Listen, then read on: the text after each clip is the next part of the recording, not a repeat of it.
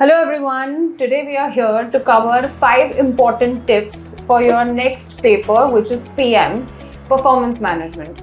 So we are going to cover 5 important topics here.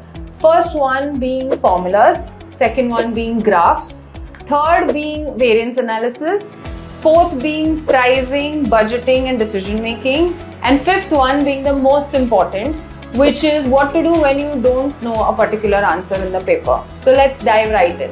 The first tip is about getting your formulas right.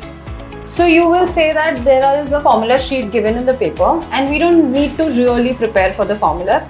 But that's not true because there are so many formulas which are not given to you in the formula sheet. In my opinion, you should make a formula sheet for yourself, which you revise multiple times before going for the paper.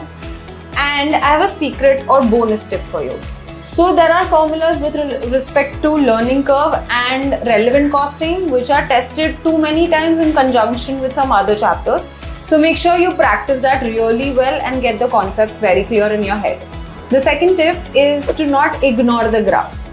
So I know you might tell me that graphs are very less tested in the paper, but you know what, when graphs are tested, the answers are pretty straightforward or very simple to understand if you know how to interpret the graphs.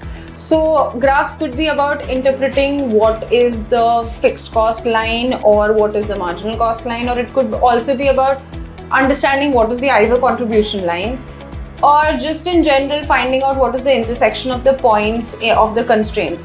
What you have to do is you don't have to learn how to make charts, but you need to know how to interpret them. So please make sure you include that in your studies while you do study for the PM paper.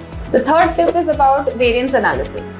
Majority of the students get the numerical part of the solution right, meaning the number is right for the variance, but they end up missing the part wherein they have to choose whether is it adverse or favorable. Now you have to do this logically. Make sure that you understand what the variance is asked, that if it's a volume-based variance and the actual volume is higher than the standard volume, then obviously the variance is going to be favorable. Don't just go in with the logic of the signs, that is positive or negative. Use logic-based checks. One more bonus tip here. Don't forget to check using verification checks so that you can always make sure that your answers are right.